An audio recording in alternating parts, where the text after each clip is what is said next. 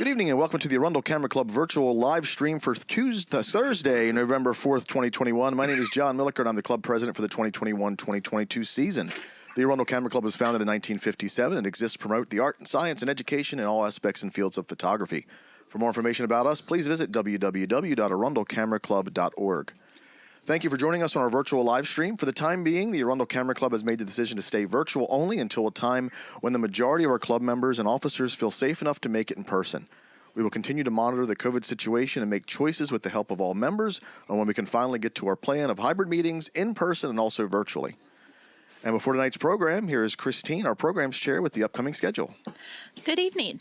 Next week on Thursday, November 11th, we have a wonderful program by Janet Jeffers on looking behind the reel in an abstract photography program.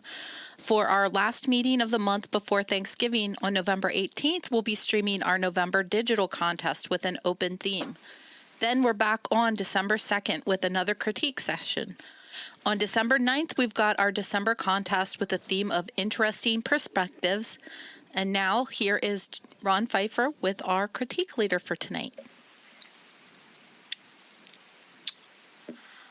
Okay, John, can you pull up there we go.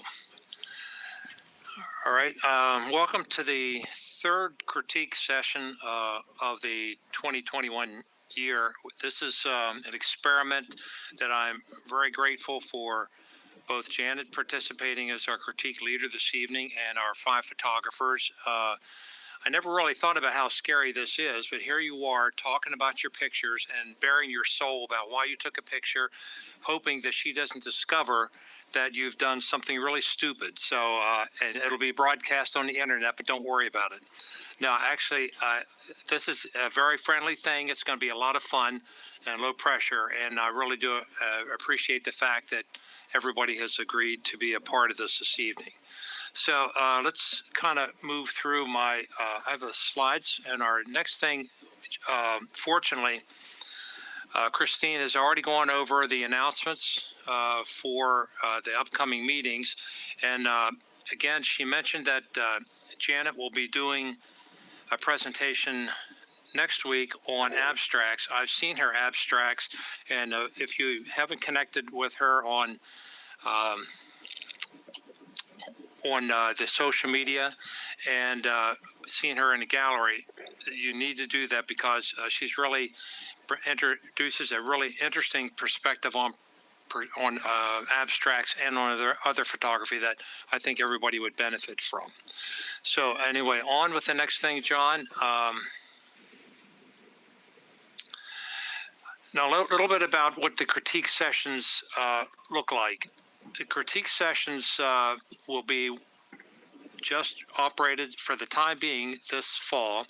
We already had 2. This is our third, and our fourth one will be with Ed Palzensky, someone who's judged with us last year and year before. And this is sort of conceptualized as the picture shows you here. It's a table. It should be, imagine yourself bringing in photographs, throwing it on a table, and sitting down with other friends and talking about it and trying to have somebody else put an eye to it to help you think it through and get a picture to its best level of performance. So the way we normally do this, we'll have 5 or 6 photographers on the next slide, John. Each of them would have about 15 minutes with our critique leader.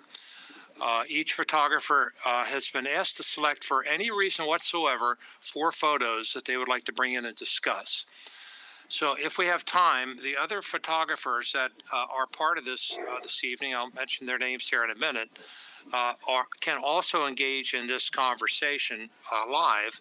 But for those of you who are at home watching this on Facebook Live, you have a chat feature in Facebook Live. So ask your questions that way.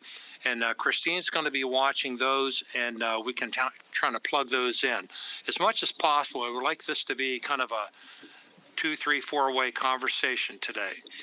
Ron, real quick, Yes, sir. because we're a little bit delayed on Facebook, we can always go back in the slides as well if somebody has some good thoughts. And if you're listening to us on Facebook Live, Facebook has been having issues with streaming, and we've had to restart the stream twice so far. If the live stream ends, give it a little bit of time, reload it, go back to the Arundel Camera Club page, and you'll get it again. We'll keep going. We'll keep hitting at Facebook as much as we can. And worst case scenario, we will also have this on YouTube at the end. Okay. John, just check my laptop, and it's not, now it's coming up. Okay. All right. John, can we go to the next slide?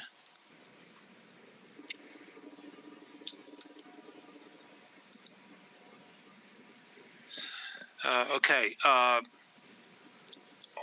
Our critique leader this evening, Janet Little-Jeffers, is somebody who's really well known to Arundel Camera Club. She has judged for us a number of times. She's judged for the Maryland Photography Alliance. She's well known in the area as just being an excellent photographer, an excellent judge and critiquer. Janet's been a full-time photographer since 2009. She's traveled all about the world from Africa to Antarctica, taking photographs and just making people think with some of the wonderful work she's done.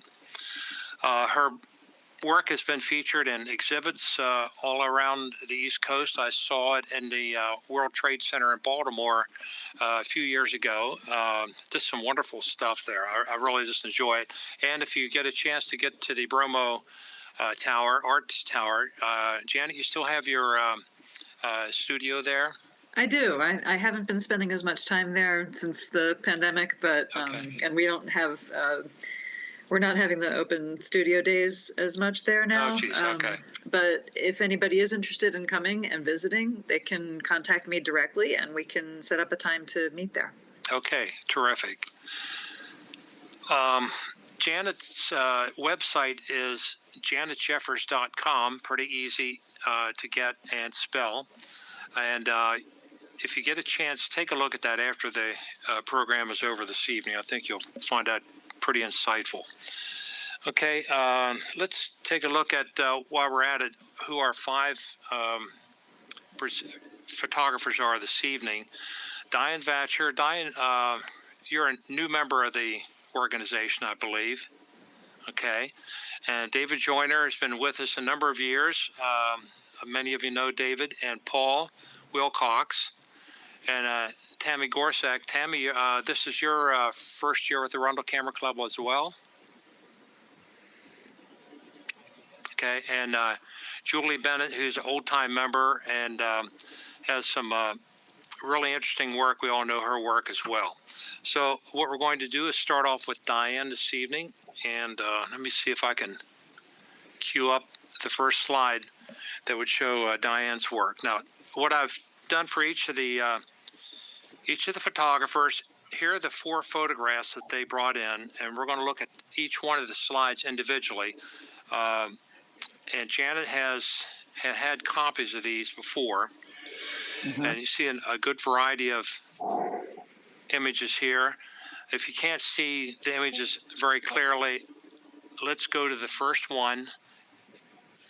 And I'm going to turn this over to Janet and to Diane, and kind of keep an eye on my watch at about 15 minutes. So we'll see if we can target for that. And for our participants, if you're seeing the shared screen small, if you click on it, it'll bring it up full screen for you.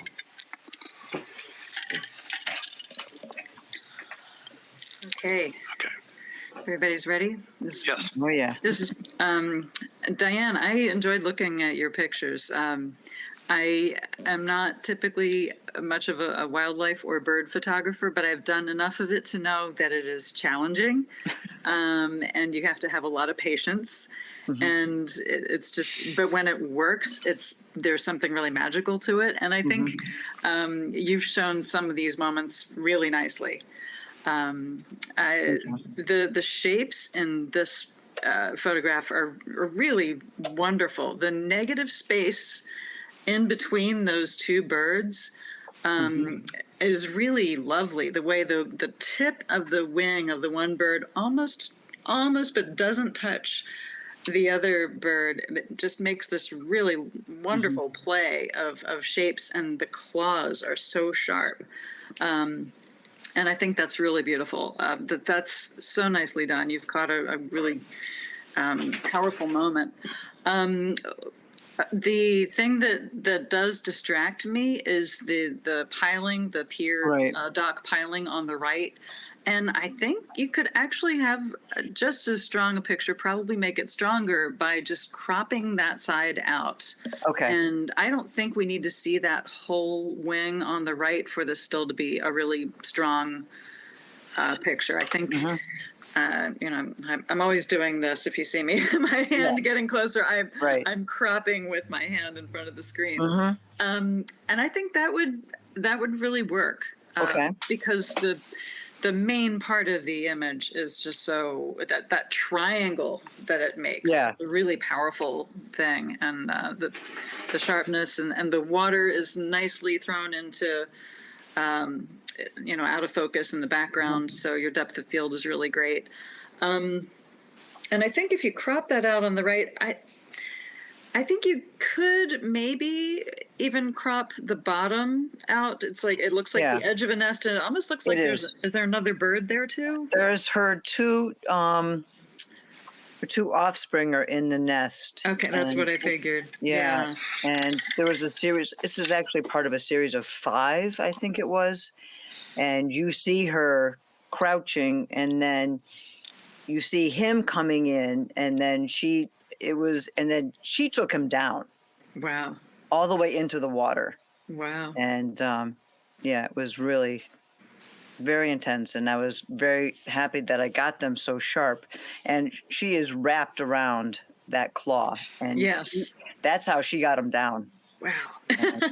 He was huge, at least another foot or so bigger than her on each wing. Yeah, you can see the length of that wing. Yeah. Really incredible. Yeah, he was really a big one. And I had a problem with the piling, and I kept saying, do I just, cut it out, mask it out, and, do the Photoshop stuff, or do I just leave it in for now and just, see how, where I should take it? I did crop off maybe about another inch or 2 of the boat that's actually on that dock. But definitely I think you could play around with that and see what strikes you the best, because I think otherwise you've got this is the makings of a really wonderful picture. Okay. I'm sorry. Go ahead. No, I was just trying to when I do for the actual shots when I have birds. I try to do as minimal Photoshop as possible. I'll do sharpening, a little color adjustment, and that's usually about it. And on this one, I cropped a little bit on the bottom, a little bit on the left, and a little bit on the right. So I couldn't crop any more from the top. And I think that the minimal processing works really well on a wildlife shot like this, because it's really, I think you could even, I think black and white could work really well for this too. I would play around with that and see if, some, a nice, contrast treatment in black and white, that might really even emphasize the relationships and the movement and the texture and all those things going on in it without, I don't think the color is really, and coming from me where, I work in color primarily. I think it's worth experimenting with that. Okay, I'll try that, because I have done a couple of the ones in the series black and white. And it's just that the color of their eyes were just so vibrant. You could actually, if you keep this in color, I think you could emphasize that a little bit. You could do maybe a little bit of dodging on their eye, right? Yep. And then just a little bit of saturation, just to bring out the intensity. And I think as long as you keep it natural, I think that could be really effective. Okay. We have a comment over on Facebook. Yeah, anybody else please. Christine, you have a comment? Yeah, John said that's a great osprey nest. Bad pylon placement. Anyone have a Yeah. hacksaw? Yes. Silly I pylon wanted- getting in the way like that. Yeah. All right, well, let's, would you like to move on to number 2? Yes, please. Yes. Okay. Another really, like, your sharpness is really beautiful here. Thank you. And I like how you've really just, concentrated on that one leaf form with the dragonfly. There is, I don't know what there in the right hand lower corner. There's a little wedge of white. I'm not sure. Yeah, I don't what's- know. Yeah, I that don't know definitely what- doesn't belong there. Okay, I figured you knew it didn't. I just wasn't sure if that was showing up for anybody else. I might suggest on this one, your depth of field is great, where the background is out of focus, but you do have those. I guess it's probably branches or something in the background that, Right. even though they're out of focus, they're creating these light lines, very thick lines that go through. I would suggest just going into Photoshop and again, sort of doing a little burning of the highlights to tone get 'em those down. Okay.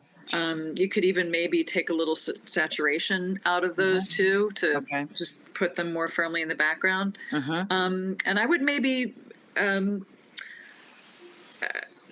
lighten up the leaves a little bit. Okay. The dark parts in the leaf, the leaf, just to bring that even more to the foreground and let the Okay. background be darker. And I think that'll make this even more effective. So I Okay. think That's definitely, because I cropped a little bit on the right and a little bit off the top, and definitely I was not sure what to do about how bright. I did dull them down and took the saturation down some with a mask, and that was that's about all it needed. Yeah, I think you could do a little bit more. And, Okay. And I think that'll help it even more. Okay. Good job. Thank you. Okay. Next. Number 3. This one's lovely too. Sometimes the screen is kind of going a little Yeah. pixely. It's a little wonky. Yeah. I'm trying to wait for it to focus. Again, I think you've really done a great job of capturing that sharpness, and from what I can tell on screen, it looks like you've hung on to the detail and the highlights nicely, even though I think this was probably a challenging exposure because there's some backlight. Yeah, she's got and yeah. it's Yeah, strong side light on the bird. But it looks like those highlights are hanging on. You might just want to make sure that nothing's really burnt out there if you can, Okay. But the feathers look beautiful. You could even lighten it up a little bit. And this Okay. again, I sort of the same thing with the last image. Those highlights to the left of the bird on the, I guess it's like Right. a tree stump. Yeah. Those are a little hot. They're drawing my attention away from the bird, especially because there's a lot of good crunchy texture there. You might even want to see if you could blur that a little bit to throw Okay. that out of Even more out of a focus. little more. Okay. But I do like the texture of the surface that the bird is perched on. I feel like that's not distracting me, but Right. the other texture that's Yeah, the other in front of the texture, bird. definitely. Yeah, that's. I think this could maybe. I think you could do a little cropping Okay. on this too. There's a lot of space in front of the bird that's not necessarily adding anything to the image. Okay. I'd really, because you've got those lines that, again, it's the out of focus branches that are they're catching more of my attention than I want them to. So Okay. I think you could Darken be them. a little more aggressive with your processing to Okay. play down that background and have the because that bird's got that seed, I guess, Yeah. in its mouth, and I didn't even notice that when I first looked at it because the other elements were distracting me. So I play with that processing, and I think a little cropping there could really help emphasize that beautiful little bird too. Yeah, I definitely will do that. Okay, next. For a showpiece, I mean, would that have been something, if it's the crops and the stuff, would that definitely be something to enter into a contest? I mean, I think if you have the right processing, Okay. I think because I hear everybody is always talking about have to have like so much blurred in the background, but I feel sometimes that lets you take away a sense of place. right. You want to be careful about that. And I think that there are places in the picture where you want to have that sense of place, and then other places and areas in the photograph where it can be more distracting than it is adding any information or context. And I Okay. think from what you're saying to me, I feel like you already have an instinct about that. You Yeah. already knew that piling gonna was be- distracting, and you Yeah. know, It was going to be a problem. yeah. Okay. But I if was you trying ever to want keep to, if them- you ever want to send a copy to me after you've done some work on it and Okay. see, I'm happy to, Well, give thank you a little more. Yeah, I can do that. That's not a problem. Great. Okay, next. Okay, now that's Diane's 4. Diane, do you have any questions for Janet about anything at all while you have her? Um, basically, I've never been much of a person for competitions. So I'm still kind of hesitant to join them. I usually keep a lot of my work to myself. So this is a big step. So, and I chose the bird theme today and the one dragonfly because he was sticking his tongue out, mostly because I think it's something relatable, And I just did a series and I put it up on Facebook of Brookside Garden. And it's all in black and white, and it was a very foggy morning. And to me, it's very abstract. It's got the shapes, it's got the tones. And so this is stuff that I like to do. And I find it challenging, and I like that part of it. So, and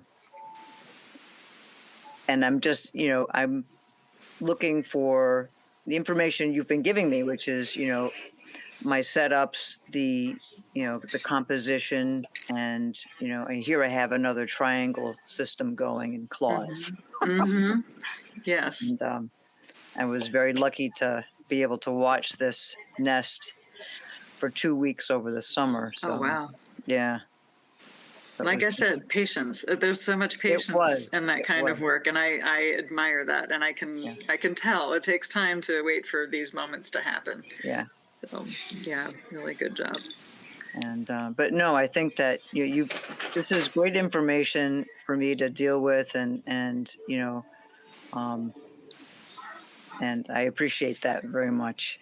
And this one was, these two youngings are the noisiest of all birds, and you always know something is going to happen when they start making a ruckus, and the mom always shows up. Hey, you kids, knock it off. Yeah. Don't make me come in there. Yeah. Yeah. Again, this is the moment is captured really nicely here. I think you've really learned how to nail those, your shutter speeds and your aperture so that, you've got the focus is on the right area. You're capturing the moments well.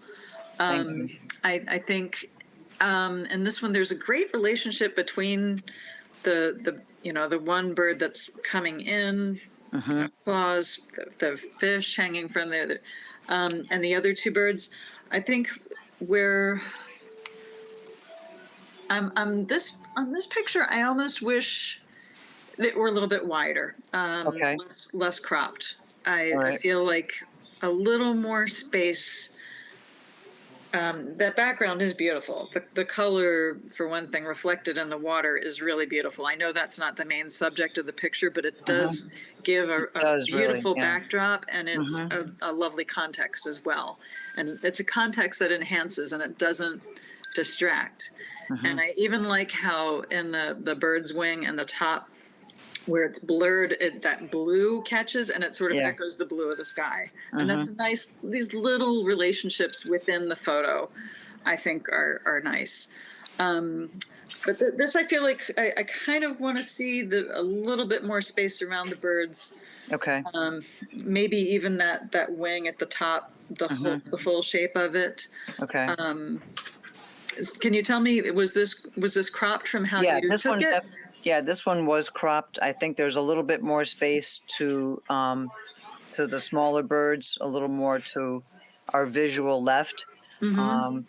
There's not much space, I think, on top. And this again was a series, and I think one or two of the other ones were just as compelling. So it was definitely hard to choose. But I think I might have probably made this one a little bit too small. But I also liked just, the angle, because her angle was such an aggressive angle. And Yes. the bird on the left was you followed that back right up to her eye, and it was such a strong line right there. Yes, and the one on the right almost looks like it's ducking. Yeah. Like the posture of the head is low, and I think that's kind of a nice little detail in the relationship between them.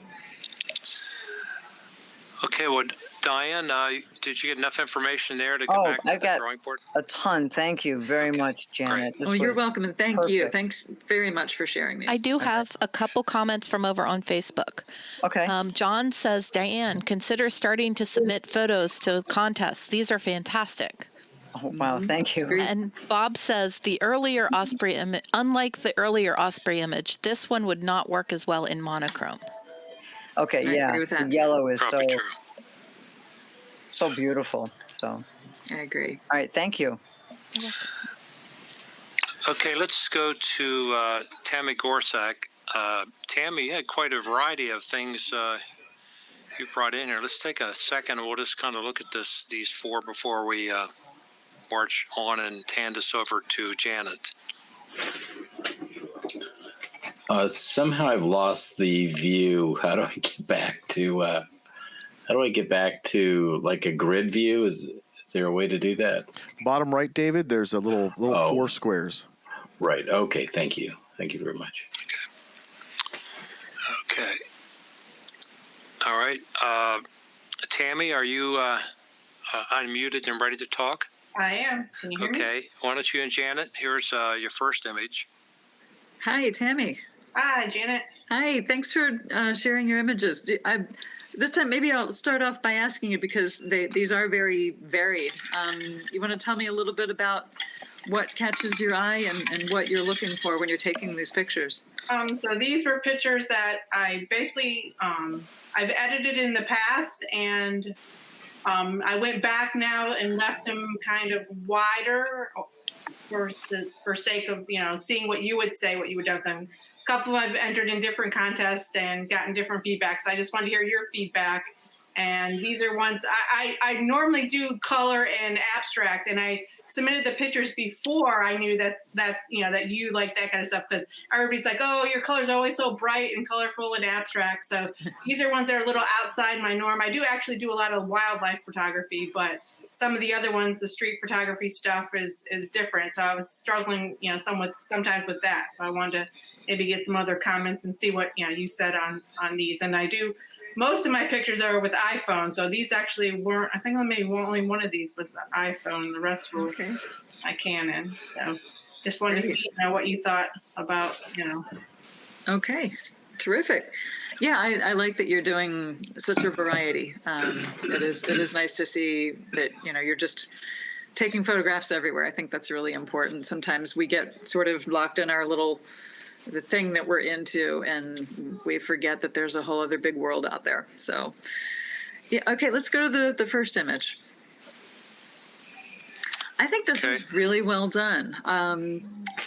The sense of motion is nice. The background is just a little bit blurred to indicate the motion of the bike, but the bicycle and the riders are sharp.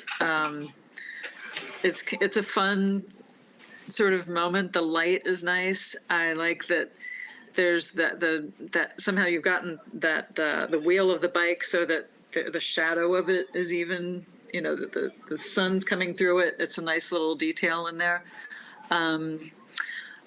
I like the way it's framed, is that the riders have space in front of them in the image to move forward.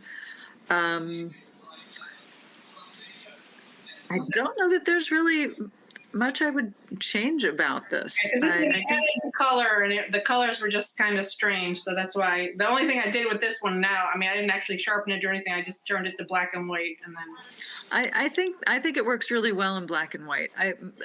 Now that I'm looking at it, I would perhaps suggest on the right hand side of the image, it looks like the highlights there are kind of bright. Okay. And you might want to tone that down a little bit. Maybe even up in that upper left corner too, there's kind of that white edge. Sometimes just darkening those corners a little bit when you've got this sort of indistinct, around the main subject can kind of help the eye keep coming back to the main subject. And I think this is an image that would suit that well. Okay, that's good. Yeah. I think that works really nicely. Okay. I also like the way that the bike and the riders are. They're in a little frame of their own that's formed by that tree trunk and the branch that arches over them. That's a nice placement, and that's. I don't know if you planned it that way, but I took about 20. Either way, they were coming across, and I literally just kept shooting all as they kept going across. So. It's a nice placement. That's a good detail. Okay, thank you. Well done. I'm going to kick in just my little comment because I have a microphone on, and I probably shouldn't. But I really like this because it does tell a story. I keep looking at the couple here, and they're she's smiling. Yeah, they're really enjoying life, and they stand out so sharp and clear, and everything else blurred around. It just sort of says something that oftentimes a picture like this, if the background were not blurred, this would never make it, in my opinion. Right, I agree. So.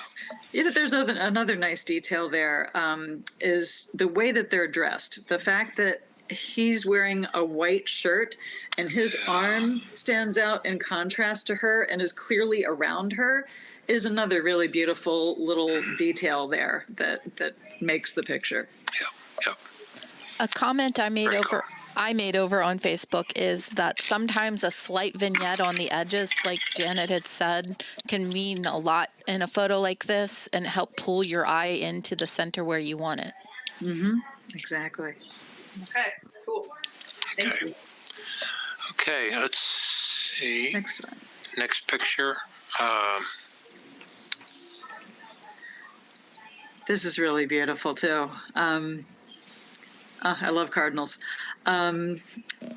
This is. It's got the colors and the mood in this are really beautiful. It looks like you've got a nice sharpness on the bird itself, and the depth of field is really good. I like that it even looks like it's snowing. It was snowing. Yeah, I see the little streaks. I'm like, I think it's snowing. It feels frosty, which is, I think the color palette really enhances that too. I'm wondering if maybe a little bit of cropping. I'm trying to think. There's something that's a little bottom heavy here. Yeah, so I'd probably crop it more and get rid of that one leaf in the right side.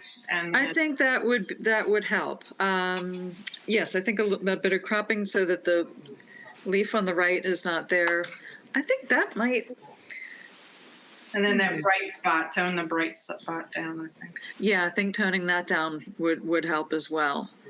I kind of wish that one leaf were not right in front of the bird's face. Okay. that is just a little bit distracting, and it's something you could probably Yeah, I could get rid of that. carefully clone out of there. Okay. I think that would really help the face of the bird just, stand out that much more. Yeah, I think that background is soft enough that you'd be able to get rid of that leaf pretty easily. Okay. I think that could strengthen it even more. Okay, cool. Thank you. Any other thoughts on that from any of the other photographers or from the chat? No comments over on Facebook. Okay. All right. Let's go to number 3 then.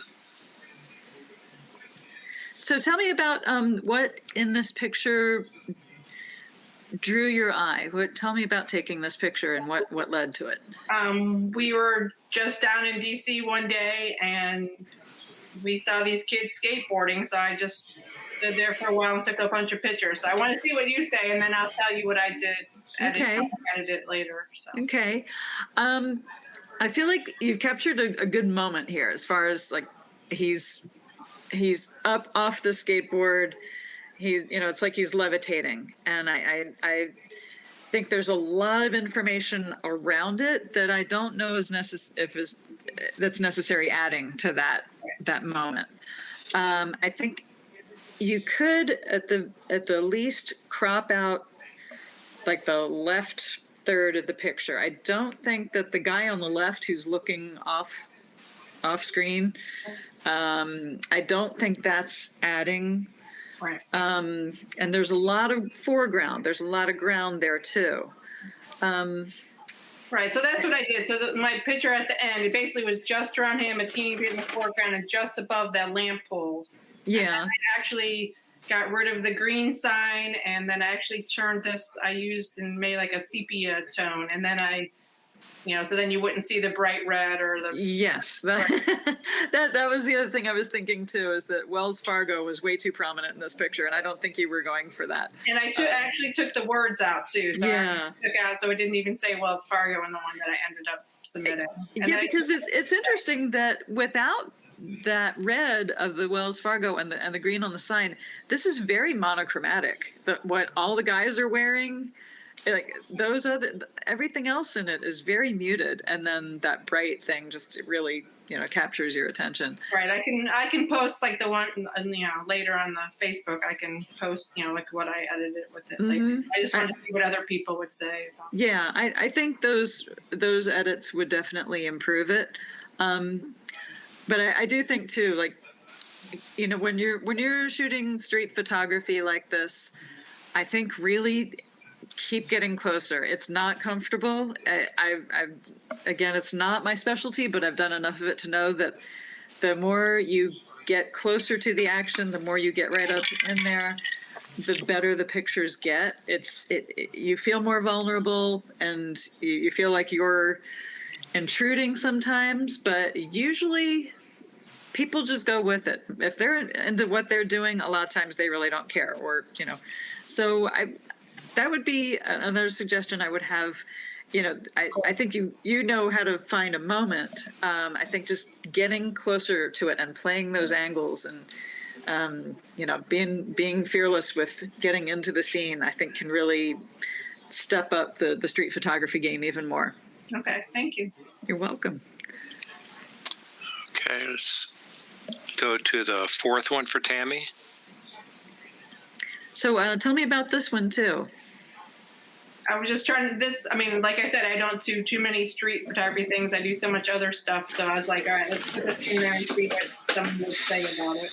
So there's a lot of things I can already say that I don't like, but I just wanted to hear what you would say. Well, I think what I was just talking about with the last photograph applies again here, because I think there's a lot of information in this picture, and I'm not sure what exactly it is that captured your eye and what you're trying to say. Is there a story you're trying to tell with it? Is there a feeling that you're trying to evoke? Because I'm not quite getting a story or a feeling from it. And I think it's because you're too far away from the things that drew your attention. And I think the things that drew your attention were the people and the train, they're too far away for me to read anything about the people other than that they're there and, some elements about their clothes.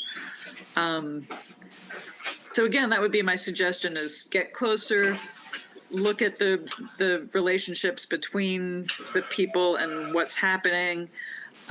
See if you can, find a moment that's of interaction or gesture that tells a story or makes you feel something. Some sort of surprise. Not much of a great story, because I literally was sitting waiting for someone at a conference, and I watched this Metro Rail bus come by every half hour. So that's why I took a picture. So. Well, I think there's an opportunity there. Just keep getting closer and keep. And then keep looking.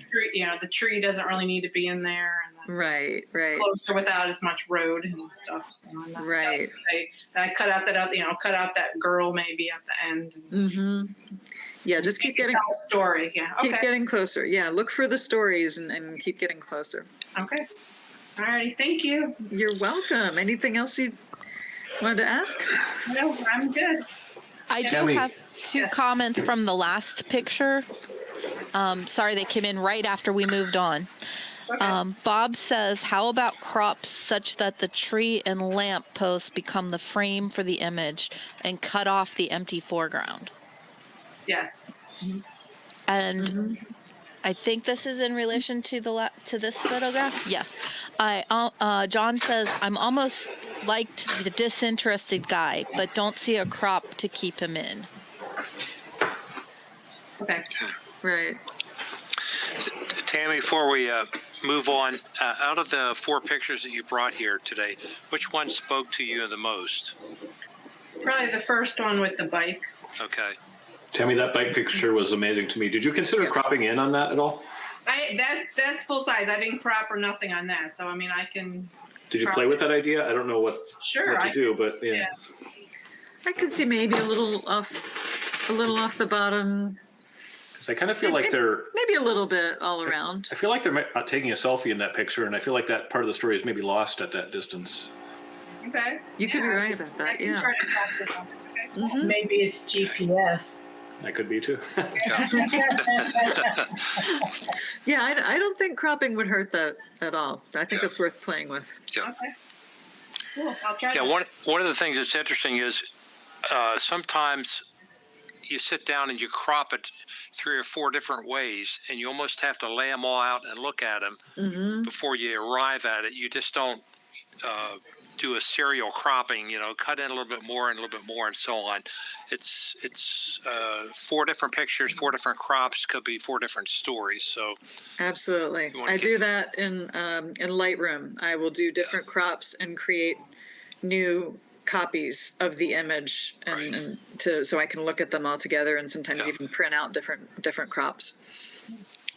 And sometimes I take them to lunch with a friend and put them down on the table and find out what somebody else is seeing, because that's one of the advantages of this critique, is that if I had shot this picture, Tammy, number 1, I would be so focused on the bicycle riders that I may have been blind to any of the other distractions in the image.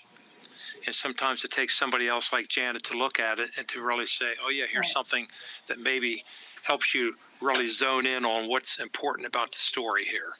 Okay. Cool. So just a thought anyway. Oh yeah, I appreciate it. Thank you. Yeah. Here's one more comment over on Facebook from Bob on the bike photo. Great use of contrast and motion blur to lift the subject out of the background. Okay, great. Okay. All right, Tammy, thank you for that collection. It was really an interesting conversation, and it's going to contrast sharply with the next set of pictures, which I think are absolutely fascinating, from David Joyner. And you can kind of guess his favorite subject when you take a look at these for 4 pictures, David. Yeah.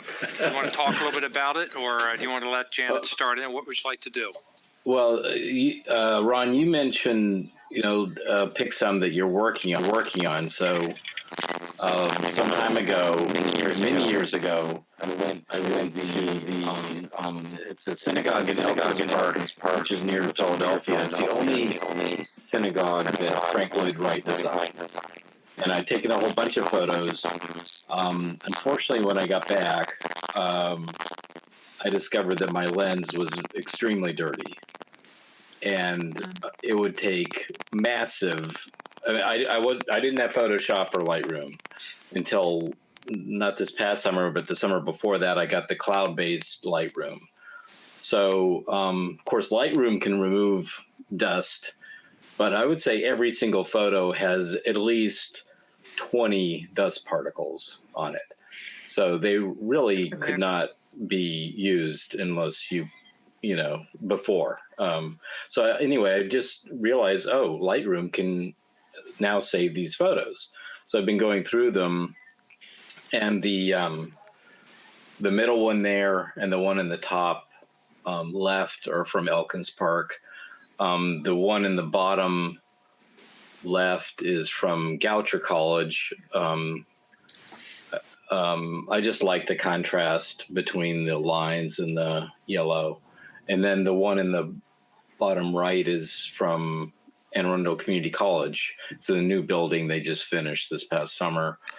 And so that's the story of those. I'm still working on the series on the Anne Arundel Community College. I'm just trying to figure out what angles and things work. And I haven't looked at the Goucher College photos much, I'm working on all these series, and I just thought this is a chance to get some feedback on the series. Okay. Well, David will call up picture number 1 here and see what Janet has to say.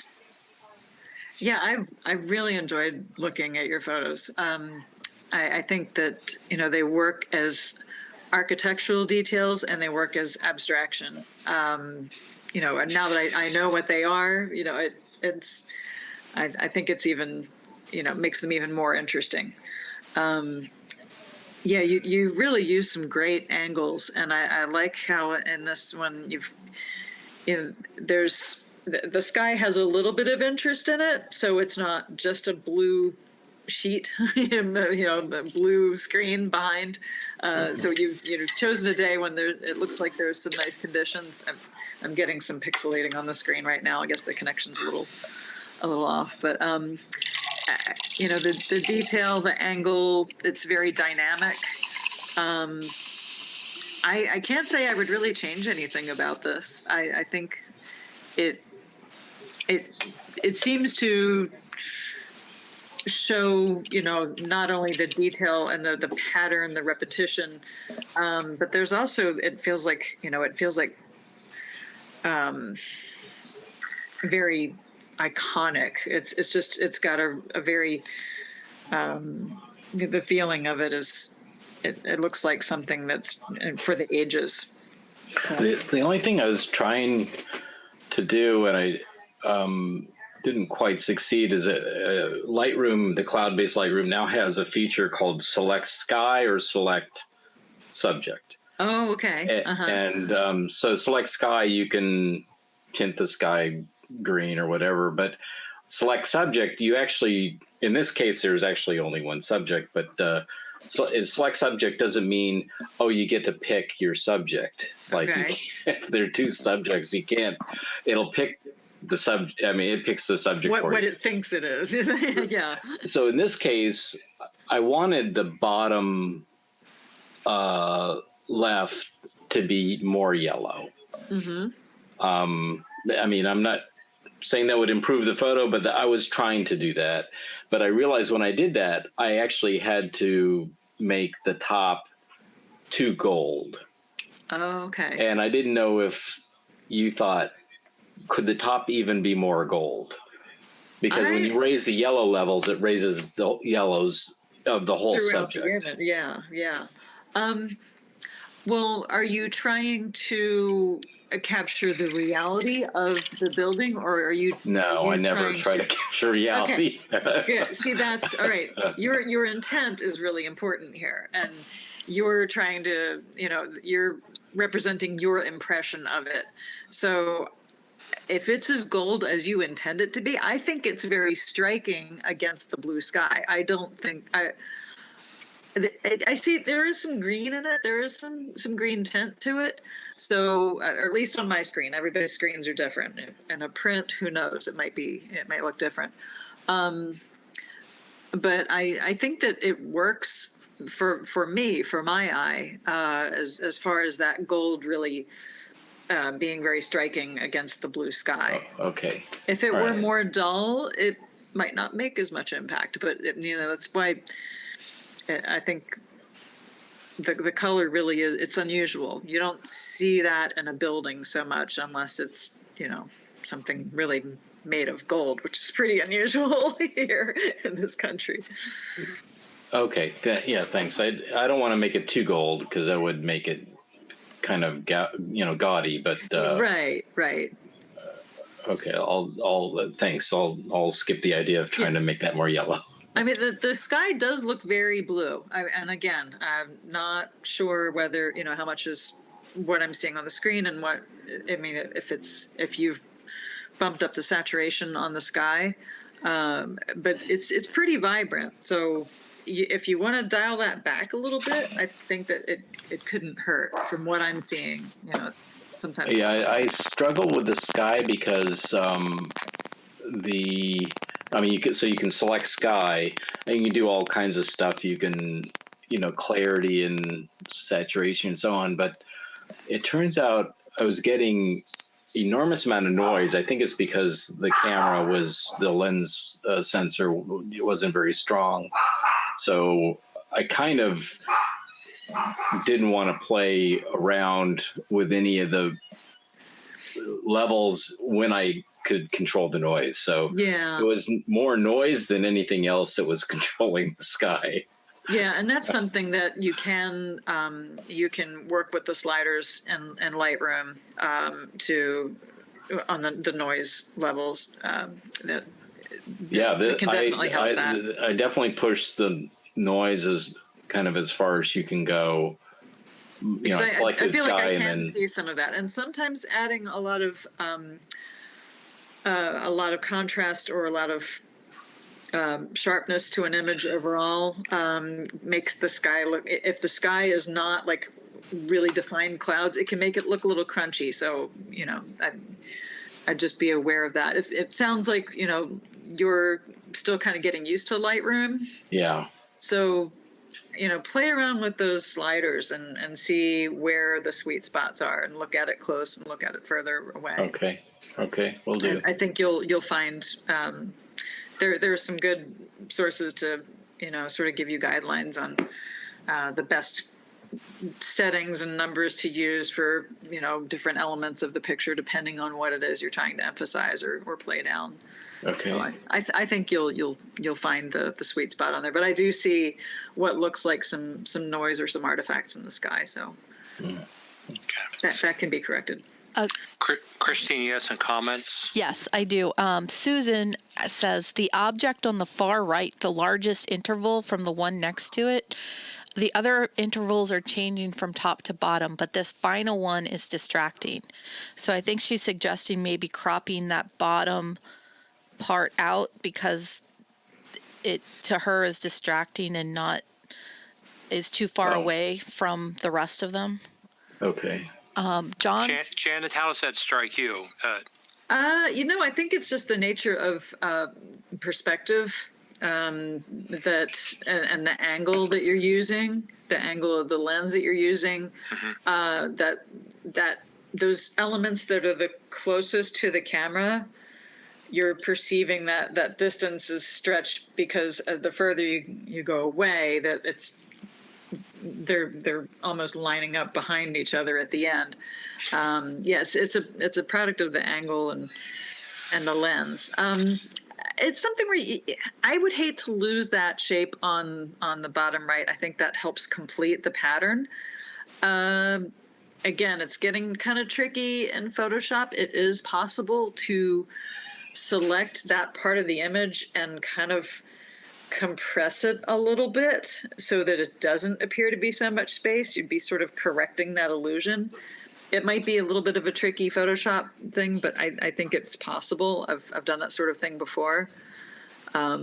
Certainly would be worth playing around with if that's something that, you know, if your eye gets stuck on that, because sometimes when somebody mentions something like that, that's all you can see. Yeah, it does happen. Yeah. Christine, you had any others and Yes, I've comments there? 2 more. John says on his screen he can see tool marks around the top pieces, dodge likely. I know at the clear top there's a little blue piece sticking out the middle of the design part on top that looks like a tool On mark. the far left, yeah, there's a little, I think it might have been a like a cloning tool to get rid of a, yeah. But to- I Right, see on the yeah, far because of left. the noise. Yeah, there's probably a dust particle up there. Okay, I'll look at that. Thanks. But to emphasize what Christine read, around each of the little top pieces, I see like halos where Dodge may have been a little bit heavy-handed. You can always use your what is it called? I just blanked on the name. You can use the Cloning tool or? the tool to go back in your history. Oh my goodness, I can't believe I just blanked on it. But the tool to go back in your history, and you set a history point, and then you can paint that sky back in with a hard edge brush. Okay, thanks. And then Bob says, can you select the sky and then invert the selection, which would then be the subject in this case? You can, but then you could also just select subject and it would give you the same thing in this example. Okay. And Scott says, when you start cutting and moving, you destroy validity of the photograph. It's also taking the easy way out. Try changing point of view. I have to say that one thing about the point of view I do like is the separation around each of these triangles. They're not lying on top of each other until you get toward the top there, but they kind of stand out, and it really gives them integrity. So Okay. so Thanks. would we like to look at number 2, David? Yes. Okay. I think this is a really striking abstract as well.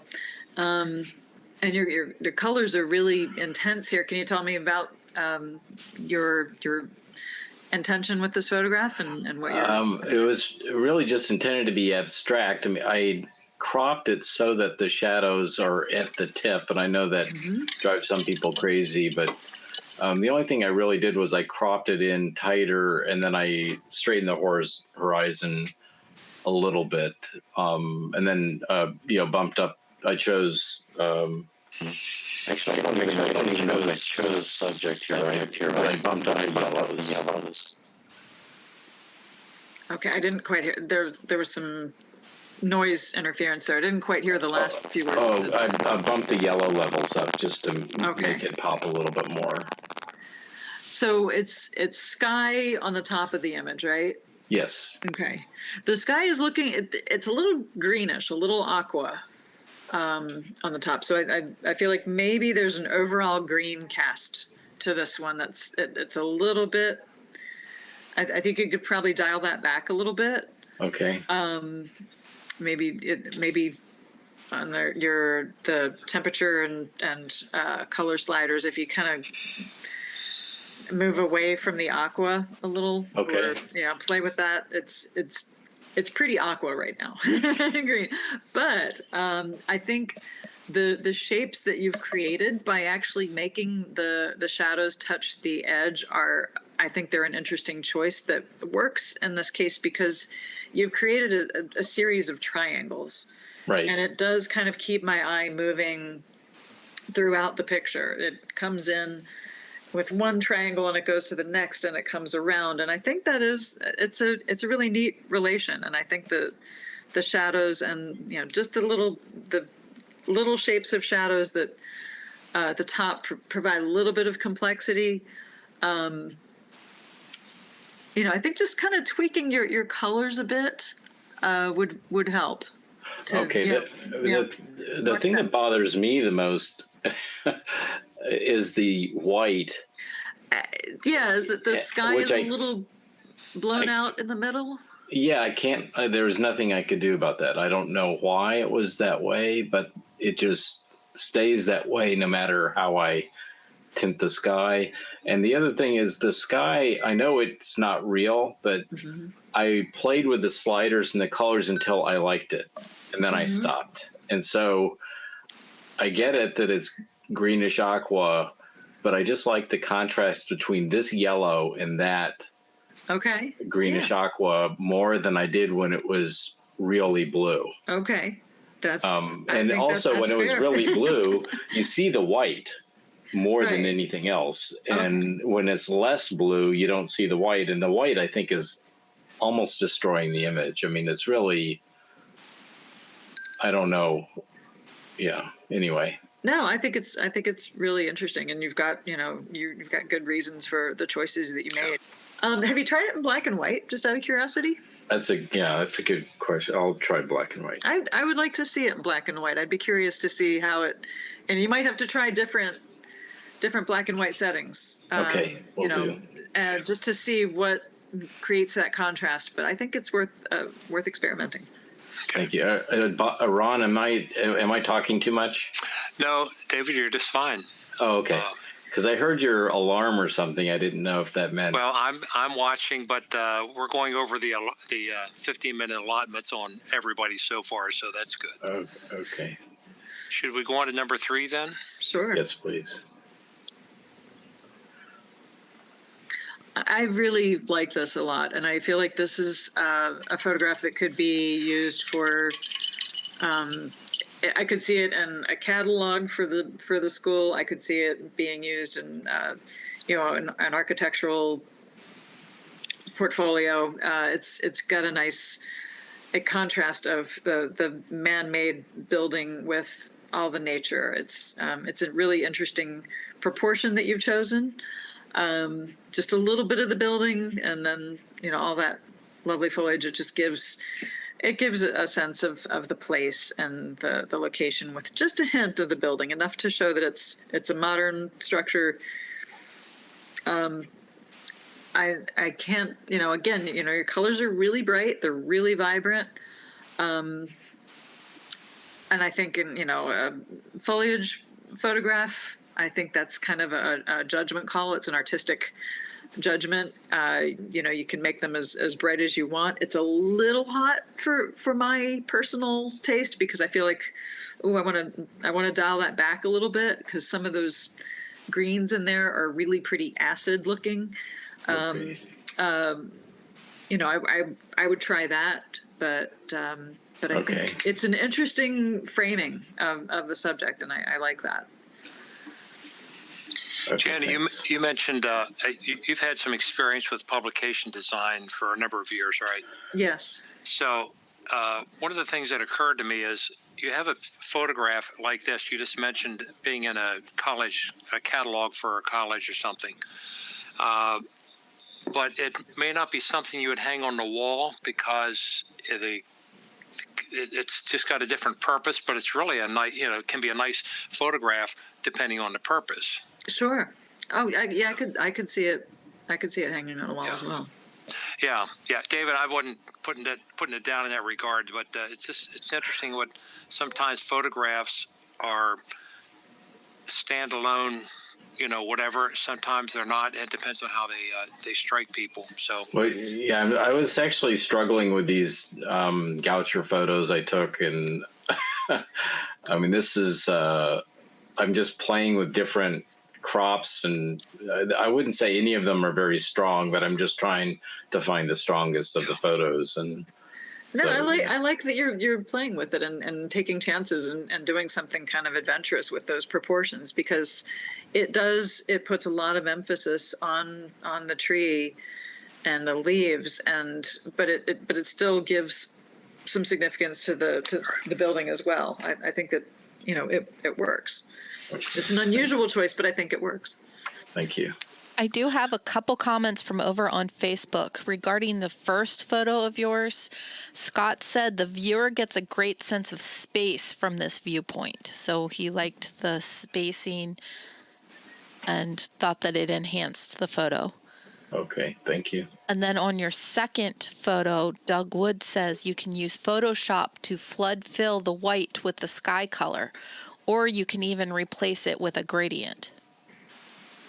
Oh, gradient. Okay. Yeah, Okay, thank you. that's a good suggestion. Okay, so we on to number 4 at this Okay. point. So, and this is at Anne Arundel Community College, you said? Yeah.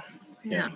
Can you tell me what there's like a some sort of variation in the blue that goes down through the image? Is that Yeah. was this shot no, through a window, or is it something? No, I have no idea how that happened. Okay.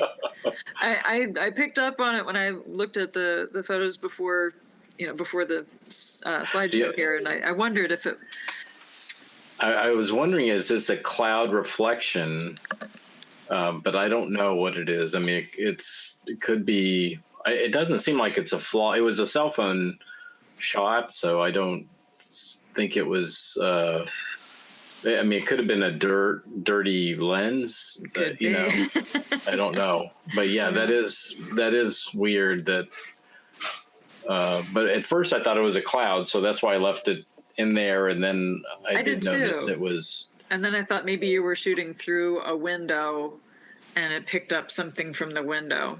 But maybe it's on the sensor, or on the if it's an iPhone shot, maybe it's on the lens. I know sometimes when the lens gets dirty, you get That's probably that's the only thing I can think of.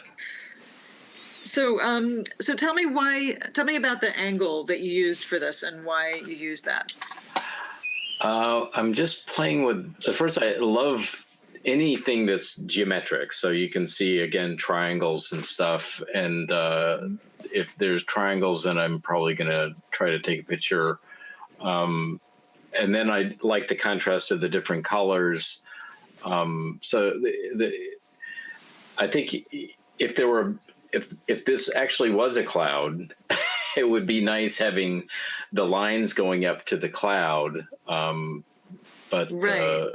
As it is, it's just a bunch of shots that I took, and I'm just playing with different crops and seeing which ones work. And I'm not saying this is anything close to one of the better shots, but it was a different angle, and so I just wanted to try to. You're playing with the angles. Yeah. I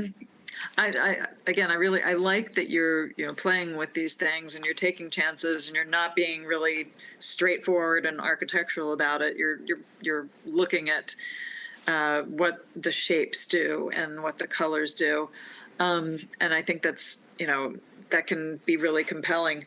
There's a lot of sky in this image, and without anything in it, there's whether that's we're a cloud or not.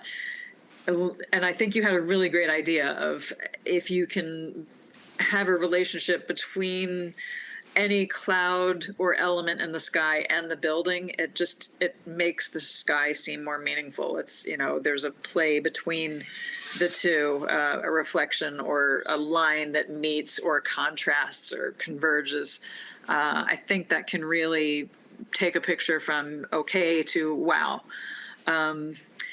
What I really like that I'm seeing in this is on the left side of the photo, how the color in the windows reflected over there, that sort of purpley blue, that deep purpley blue. That's a really lovely color contrast with the yellow and the rest of it. And I feel like there's maybe too much on the right-hand side. So I feel like this could be cropped for a stronger composition. Okay. That still plays with those colors and those angles and those lines. But I think if you cropped a good bit off of the top and maybe the right third. Okay. It might create a little bit stronger proportion. Okay, great. Yeah, that's a great idea. Thank you.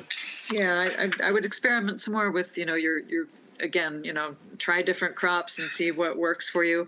I would even encourage you play with these, cropping the sky out entirely while you're shooting. I think you're into these lines and these shapes. Just zoom in on the building itself and eliminate the sky completely and see what you come up with there. I think that can turn up with some really interesting abstracts, since you're not really interested in, you're not trying to like faithfully recreate the building as it appears. You're exploring the abstract possibilities in these shapes. And I think getting closer, zooming in, I think you might find even works better for you. Okay, thank you. You're welcome. All right, David, thank you. Thank you. Good collection, and kind of, Janet, I think you get insight into the way that David approaches this. He's very thoughtful and willing to be experimental, and what doesn't show here, I think he does a bit of reading on the side too, and studying some other folks' architectural abstracts and working that into his thinking. So that all that's really good. I do have a couple comments from over on Facebook about this last photo. John says that what you were talking about at the beginning, that kind of whitish later area in the middle. Yeah. He says it looks like it's a film developing issue, but since it's digital and this close to Halloween, his vote is a ghost. Okay. Scott says that maybe it's from outer space. That's good too. Bob and So Bob says it might have worked well in monochrome. Oh, okay. All right. Thank you. And Kathy asks what time of day the image was taken. I think it was the afternoon. I mean, you can kind of see the sun. So on the far right, I think that's the sun reflection. So I think the sun is kind of low in the sky. Okay. David, thank you. Thank you. And I think that we need to move on to our next set of images. Hang on one second. This is Paul's. And Paul, I did a little something different with your setup there. You had 4 photos, but 2 of them seem to be related. So I put them both on the same slide at the end of this. So you may want to kind of help Janet understand what she's looking at tonight. Sure thing. Yeah, the headshots there, my fiancée Tanya needed a headshot for work. I decided with a camera and a couple of flashes, could figure out how to do that. But I think I struggled setting up the shot and struggled in post-processing as well. So I included the raw photo there that I took from the camera and then the final product. And I was curious what you thought about that entire process. Okay. Okay. Yeah, let's go on to the slides, and I'll address each one. Okay. Yeah. The first photo from the Renaissance Fair several years ago, I really liked the capture I got here. But as far as post-processing, I didn't really know what to do. I think I liked the crop, but didn't know what to do beyond that. So tell me what the full frame version was like. How much did you crop off of it? think it's a lot. Maybe the left and right thirds were probably cropped off. So I think I was in a landscape orientation. Oh, okay. Okay. And I was probably taking a lot of photos very quickly during that part of the show. I think the crop works well as far as the way that ring is like lined up in the corner. It really, and the fact that ring is red and contrasted against the green of the trees is really nice as far as like your eye goes right to it and you immediately know what's going on. It really clarifies what's happening in the photo because there's a lot of information in there. And it would be really easy for it to be cluttery because, you've got a crowd and all these other elements there.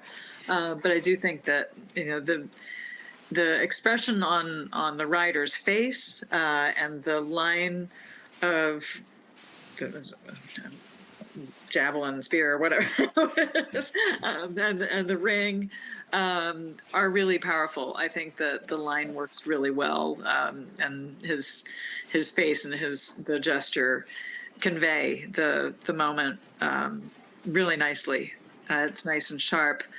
The crowd is a little bit out of focus, so they kind of read as one thing. I think you could process it a little more to. Not sure exactly how. It looks like you did do something with the background. Probably at that point, Like desaturated, maybe? I probably started by hitting the auto button in Lightroom. But looking at it now, I wonder if I should try to darken the crowd or burn the crowd away from the subject, maybe? Okay. Maybe so, because I feel like maybe those flags are a little bit light. They're kind of pulling a little bit of attention.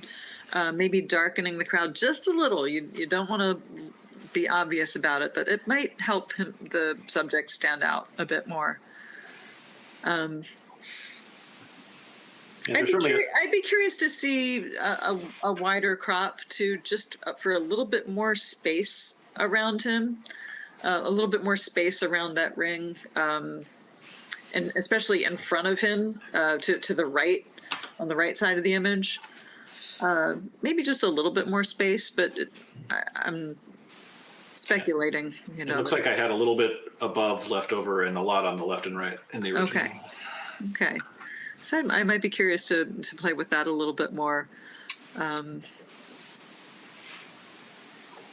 Anything to do, like, there's certainly a lot of clutter directly behind the horse on the ground there, and I don't know if there's much I can do about that. Yeah.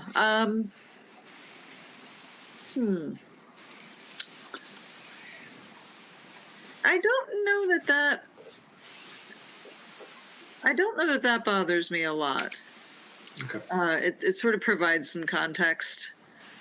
Maybe if you take the approach of slightly darkening all of that stuff in the background, it might just kind of bring it back a little bit more. Gotcha. I think it's worth trying. But it's a nice moment. Yeah, thank you. Over on Facebook, Bob says maybe blurring the background a little bit more would help make it stand out a little bit more. And John says it's really clean considering this is a tough place to shoot at. It is. With portrait crops, there is no real way to make it bigger. That leaves a lot of extra real estate. That was in reply to Cheryl's comment. Sorry. Okay. But okay, I'll play with that some more. Thank you. Okay. Next All one. right. Next, number 2. So tell me a little about this. Yeah. I believe I was feeling creative or inspired after I'd bought a couple knockoff speed lights to go with my camera. I think I just looked around the kitchen for stuff that I had that would maybe be interesting, and not sure what story I'm really trying to tell here, but it seemed like it thematically went together at least. It does. And I think that, I really applaud your, you even attempting this, because still life, I think, is very difficult in photography to do really well. It's just, it's something that I think is just, there's so many challenges in it. And I think this is a really pretty solid effort at it. I think your lighting is actually quite nice. I think, again, you're going to have to, still life, I think playing with placing things on different fields of, depth. I think that the bottle and the mug and the back being on the same plane sort of flattens it a bit. I think maybe bringing one forward a little bit, having an element overlapping another. I think those things can help a still life have a little bit more depth. But I like your choice to have that depth of field really tight and have the elements in the background a little out of focus. I think it's kind of a fun little touch. The choice in the front. Tell me, did you intentionally make how you've just got the circles in the front element? You've got the mug sitting almost directly facing the viewer, and then the lime is you've got that circle and a circle inside it, and it's a really interesting little graphic element. But it does read a little bit flat. Okay. In this context, in this kind of photograph. So tell me a little bit about your choices here. And I believe my focus on the placement of the half lime in the front was to get like a good, if I zoomed in on that lime, I wanted to have some nice like texture in the pulp of the fruit. Yeah. I think I think I had placed like parts of a lime behind it to kind of prop it up the angle I needed, which I can kind of still see there. Yeah, I'd almost like to see the lime at a little bit more of an angle. Okay. Yeah, that does seem a little, I agree, flat or too it's direct. kind of a circle and a circle. Yeah. I actually feel like I kind of want to just see some pictures of the mug with the lime by itself. Oh, interesting. I think there's some interesting possibilities there without the bottle and the other mug in the background. Okay. But I like that you're attempting this and playing with it. I think it's a really, really good effort. The black paper I'd rolled out here, it's obviously it's still reflecting a little bit of the flash. I didn't know if I should try to take that away or leave it in. Oh, I actually really like the reflection on the paper of that mug in the background. I think that's a nice little indicator of depth and light. The catch lights on the bottle are a little hot. Those are a little distracting. Yeah. Gotcha. It's lighting glass is really tough. It's very difficult, and I think you've tackled a big challenge here. Well, thanks. I think I did watch a YouTube video where the photographer took, I don't know, maybe 20 or 30 shots of the same glass object with the light in different positions to get it just right. And I was certainly not going to go to that effort for this. But I can see how challenging it can be to get all those details just perfect. Yeah. There are product photographers who spend all day doing just that. Over on Facebook, Bob says, place the bottle on the middle of straight line from back mug to front mug. I think if you make a diagonal between them, move the bottle forward, that would help with the dimensional. Right, that's, going to what I was saying about placing these things on different planes. Yes, I agree. That's a good point. Good suggestion. Gotcha. Janet, when we try to prep folks for bringing images in, we told them we really don't want you to bring in something that wins every time at a photo contest. And Paul's had plenty of those, plenty of really good wins. And I like the fact that he and David and everybody else this evening have been experimental and trying something different, because if you get in a box and you don't get out and try something different, you just don't learn. So I agree. It's a good choice, Paul. Paul, do you want to talk about your headshots? Absolutely. Do you have I think you have you put them together. Excellent. So the one on the right would be an export of the raw capture. I think I used 2 flashes. They're very close to the camera left and right. And yeah, that was the capture. It was kind of just like a neutral wall. I didn't completely know what I was doing, but I think I played with the position for about a half hour before everyone got frustrated, and we said this was good enough.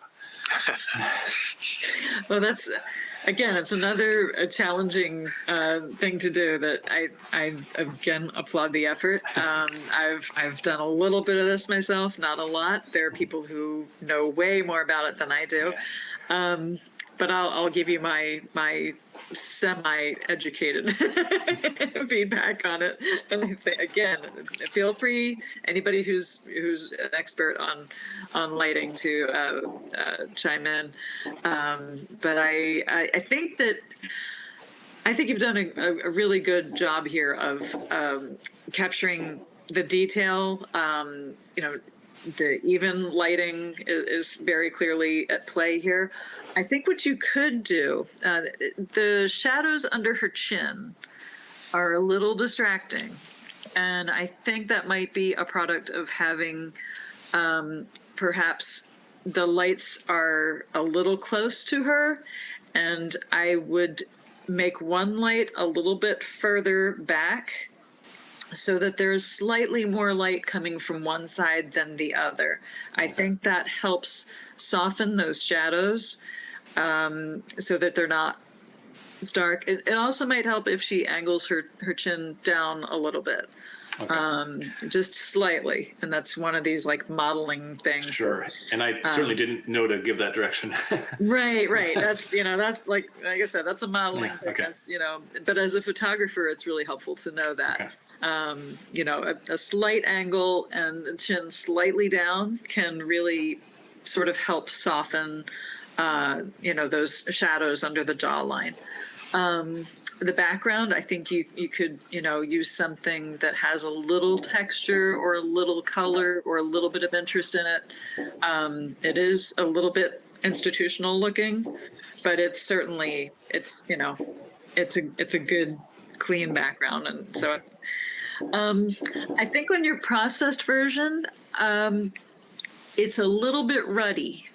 I think you've maybe introduced a little bit more saturation into her skin tone.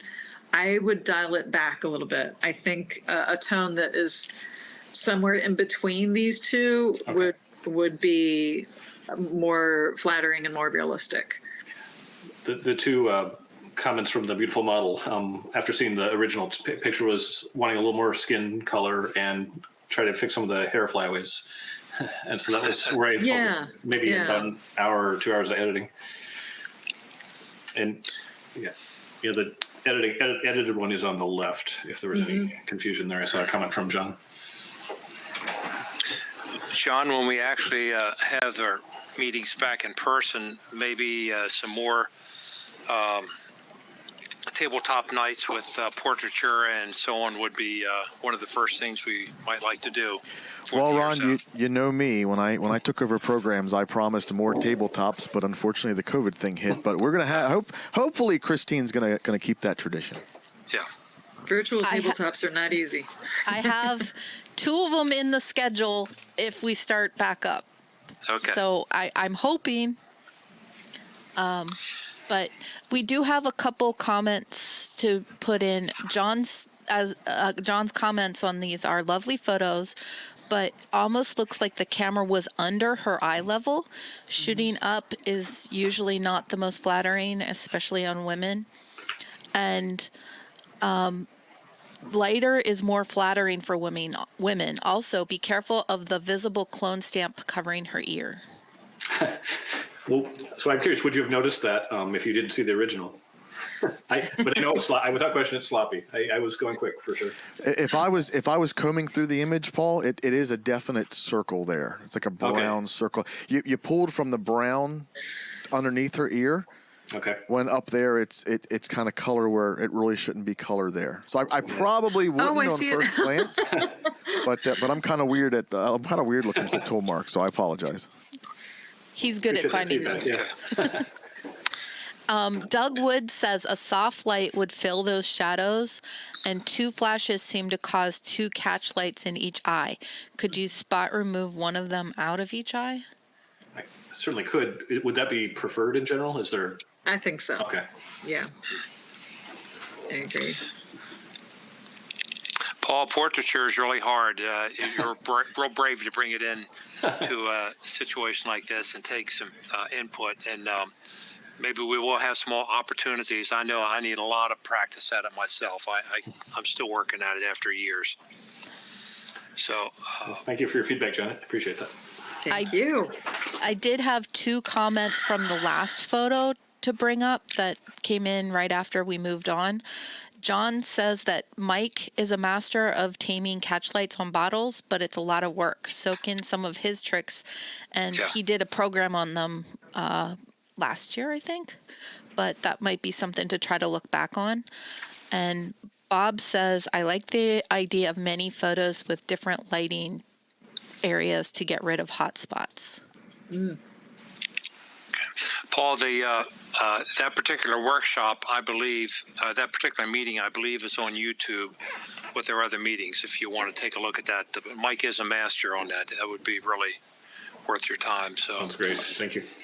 Okay, Doug, thank you for bringing those in and for working us through those pictures. And I always enjoy your work. And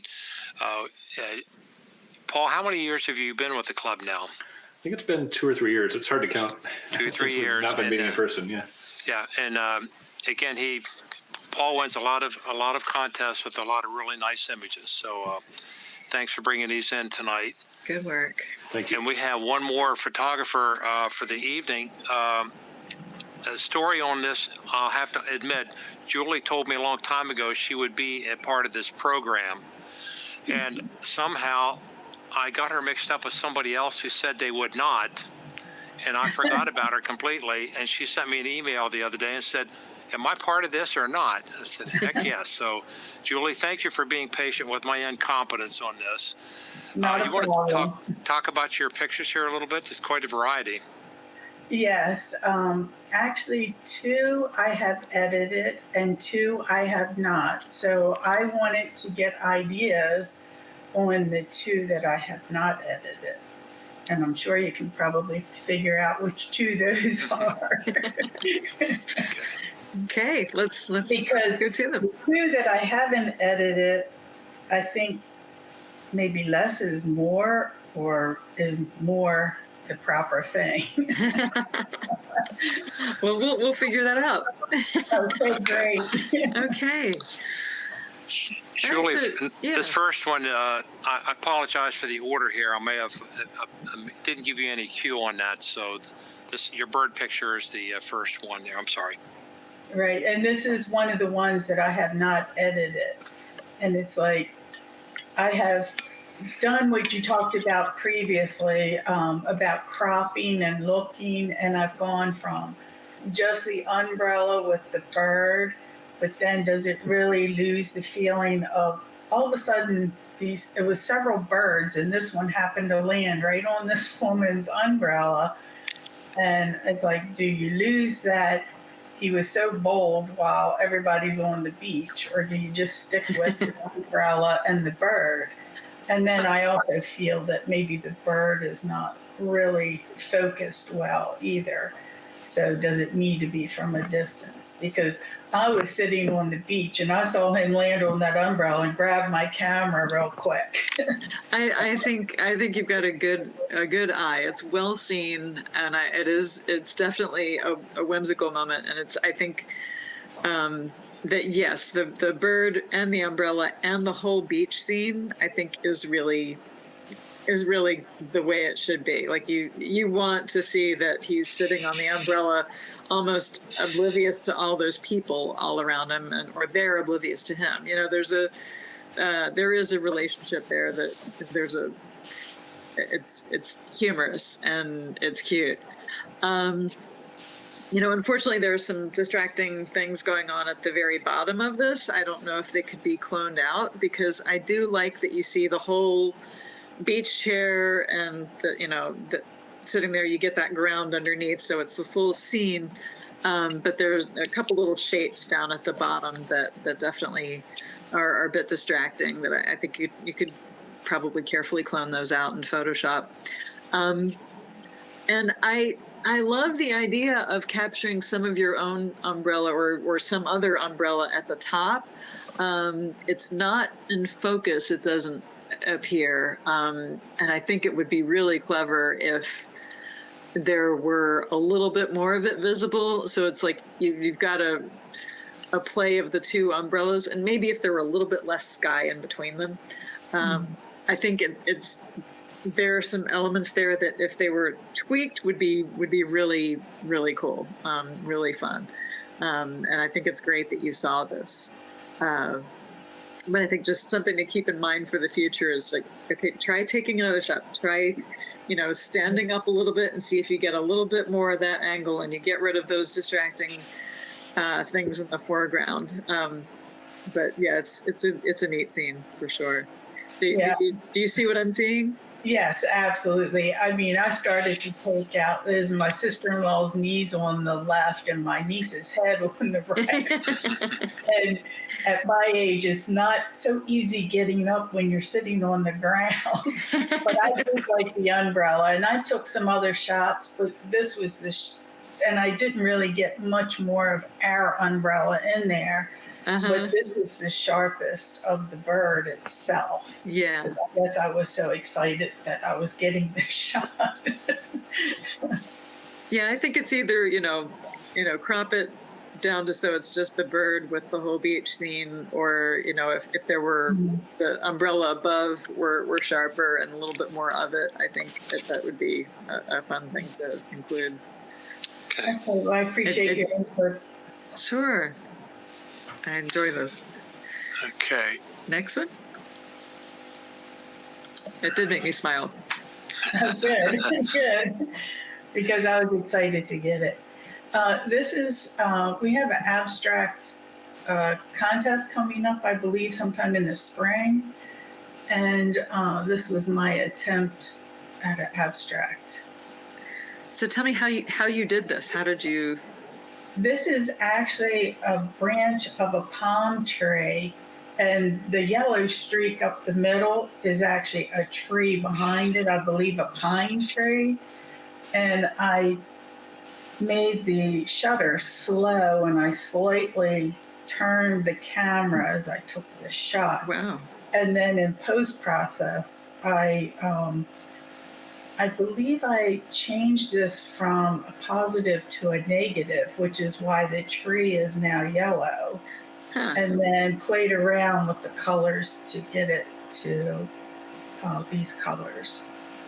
It's really interesting. It's got a very painterly feel to it. And the colors turned out really tropical this way. So I think it was a smart processing decision to play up those colors, those bright tropical colors on something like a palm tree. It makes sense. I think it's really very cool. It's very abstract. I did get the impression of a palm, which is good. It's just enough of something identifiable to give you a hint and make some sense. I think in abstraction, it can be really tempting to just have like visual chaos, or have it be so mysterious that it doesn't mean anything to the viewer. But I think what you've done here is it captured enough of the form that gives us that hint and that feel of a palm frond, but then you turned it into something else. And I think that's a really pretty darn good level of abstraction. Well, thank you. It doesn't read like a photograph, but I don't think that was your intention. So, and I was trying to make let the viewer see that it was still a palm, and I wanted it to still look like a palm, but yet be abstract. Mm-hmm. Yeah. Oh, over on YouTube, John says, unique, very older Tony Swedish. He loved swooping photos. This reminds me of him. Yes, sorry, Tony does. Facebook. He does sorry. a lot of, yeah. Yeah, you can kind of get lost in this palm frond, and kind of reminds me. It's on one side, it's evocative of an old tie-dyed T-shirt I have upstairs. Yep, And, I can see that. But it's and the little swoop of blue around the sides here. Just it feels like a tropical sky. Yeah, it's very comfortable and breezy. You kind of feel the breeze. Mm-hmm. I could see this on a canvas in a resort hotel. Yeah. Oh, well, thank you. Yeah. Nice. Thank you. Anybody else have any comments on number 2 before we move to Julie's next one? Julie's got quite a mixture here. She's going to keep us on her toes this evening. No comments yet. Okay. Bob says very nice. That's good. Thanks, Bob. Okay. This was my first and only attempt at high key. So I wanted to know if I really hit the mark on this for a high key. Or is it still too predominant? I think it can be really challenging, high key, and I think it's a good attempt. There is some information in the background. I guess it's sky and maybe blurred trees. Yes. And with a white subject on top of that, I think it can be really challenging to keep, you know, the focus on the subject. But I think you've done that pretty well here. I think you could experiment with some cropping in it, and I would consider maybe adding a little contrast to the plant itself, because right now you do have some areas of the background that have more contrast than the actual subject, and it does pull focus from it a bit. So I think if you could make this more successful by taking those dark areas in the background and giving them less contrast, so that they don't, lightening them up a bit, or maybe darkening some of the white in the background, if it will. I don't know if it's actually blown out white or if there's a little bit of color there that you can play with. Yeah, I think it was an overcast day. I mean, the plant that I'm taking the photo of, the I can't think of what the name. Yeah, I can't remember what they're called either. Peace lily. It was actually inside, and it was in front of the window. So Okay. Outside is on the other side of the window. So I'm pretty sure it was an overcast sky that day. Mm-hmm. And now that I'm really looking at it, I see that dark down at the bottom that I never noticed before. See the reflection of the edge of the windowsill. Oh, okay. Yeah, I just noticed that. Yeah, see, I think you could, soften that background even more. That really helped the focus stay on that plant itself. Okay. I think you could crop a little bit too, off of at least some off the top and off of the right. The background, to me, it reminds me a little bit of like a marble sort of feel to it. That's sort of mottled. And I wonder if it might all work in black and white. I'm just kind of thinking out loud here. I could play around with putting this into black and white and adding a little contrast to the plant and taking away a little contrast to the background, just to see if that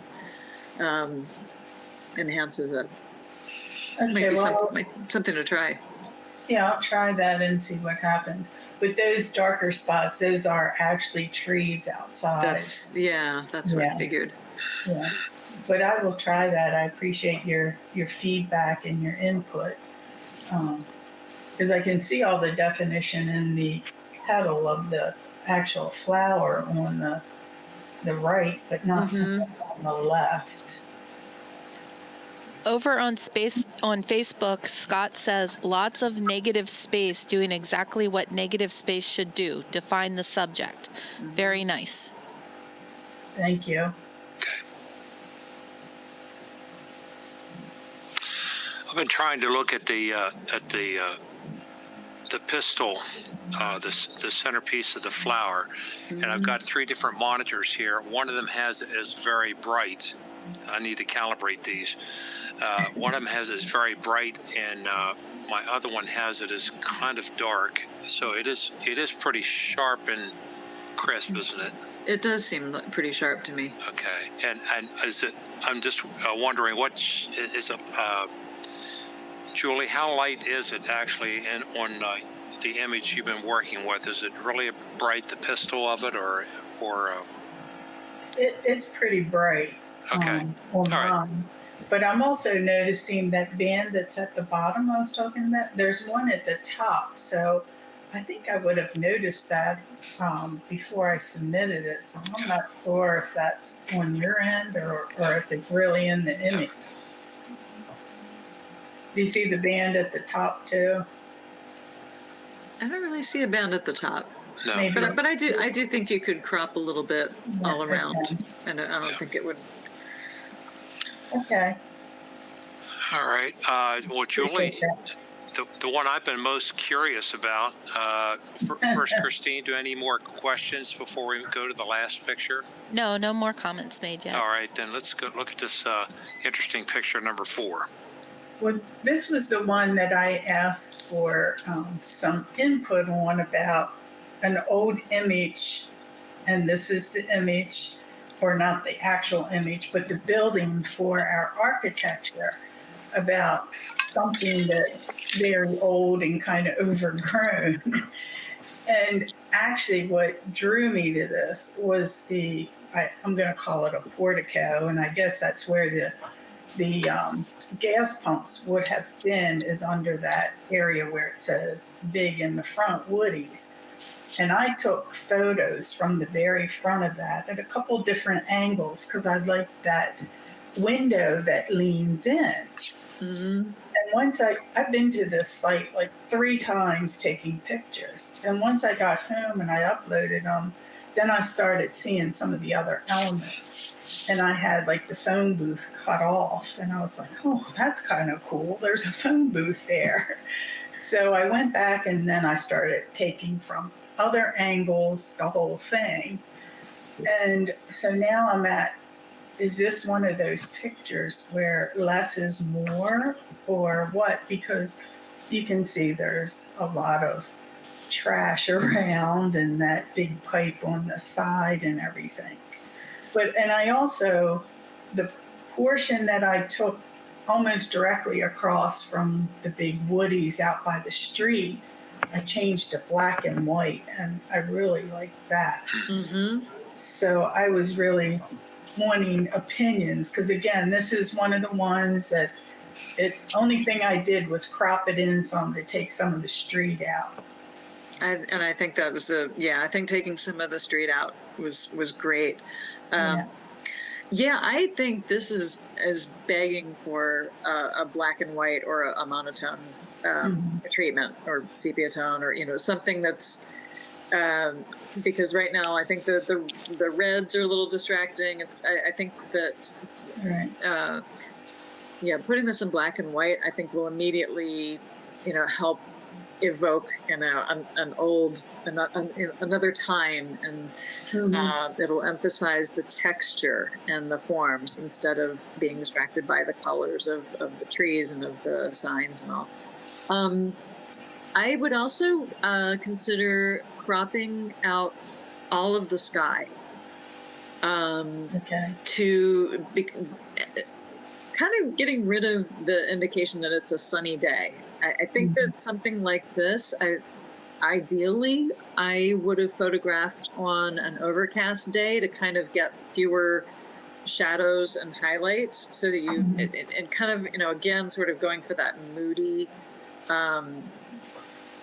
black and white feel to it. But I think you can achieve some of that in processing, even though you shot it on a sunny day. But if you eliminate that sky, it sort of emphasizes the fact that this is overgrown. It's just surrounded by trees. So that would be my first thing, is just get rid of that sky. And then it's just, it's just being loomed over by all these trees. I think some processing, then beyond taking it into black and white, bringing out some of the detail in the shadow areas under that portico and behind the sign. It looks like there's a palm tree there. I think that's an interesting detail. You can lighten up some of that detail, and you can kind of play down some of the details that aren't so, that don't enhance the mood of it so much. That pipe on the right, or it looks like there's like some sort of box or something over there. You can either clone that out or just darken it, kind of de-emphasize it. Right. It's in black and white. It'll kind of blend into the scenery more. Right. But I think you've got like the raw capture here for some really, a really nice, moody shot of a, days gone by kind of establishment that had lots of texture and contrast. If you, some processing, I think, can really bring that out. Is that something you feel comfortable doing? How do you feel about Photoshop? Well, I don't have Photoshop. I have Lightroom, and I have it. I have a local copy. I have Lightroom 5. Oh, great. You're I've worked with it. I've worked with it enough that I'm getting better at it. And cloning or darkening or whatever. I've learned some techniques over the last few years.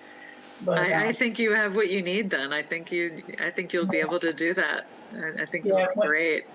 I mean, when I first saw this building, I was actually going to a chiropractor appointment, and I was like, oh my gosh, I got to take a photo of that. Yeah.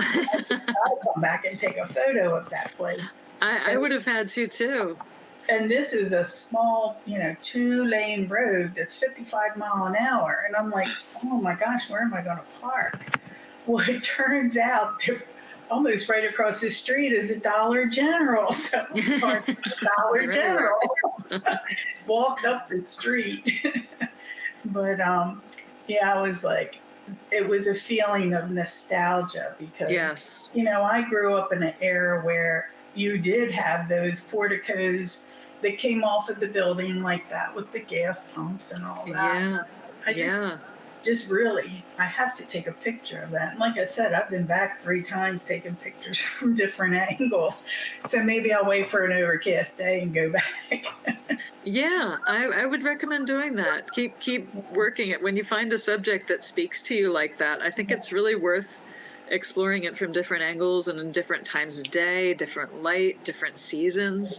All these different things show up depending on all those variables. So I say keep working it. If it speaks to you. There's a couple of churches around here that speak to me, and the one church I've been there like 3 times taking photos. So. Yeah, I think I would try maybe to get an angle too that where you're a little bit more straight on to the building, maybe not so far to the right of it. Because right now that Woody's sign with the Pepsi sign is like dead center. I think if you can get it so that that's more off a little bit to the right, and then the big portico Woody's sign is further into the frame. I think that might create a little bit better composition, and it'll also maybe play down some of those elements that you're not as crazy about over on the right-hand side. Like the first time I stopped and I took mostly the portico and that angled window, when I started processing, I saw that there were actually signs in the window, like for crawdads and stuff like that. Oh yeah. Oh, see, now there's a whole other opportunity there. Yeah, I think you have a more processing to do, more shooting to do. Yeah. Now, would you say that this would be something that you would put into an architecture competition, or just an open? I think to me this doesn't speak as much of architecture as it does of, it's more of an open, I think, because I feel this is more like nostalgia or history or, place, sense of place, atmosphere to me than, it is architecture. But I feel like to me it speaks of other things more than architecture. Okay. Yeah, I was kind of like on the fence about, is this really architecture or is this just more of an open? Mm-hmm. Okay, so I appreciate that comment. That comes a lot.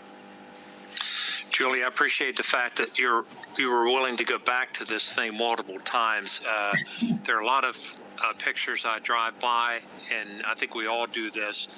And, the light is different one day or another, or the angle, and you just keep working it through in your mind, and eventually you get, but this is almost like there's a photo essay around this place. You know, I could Yes. see close-ups of the windows you were talking about.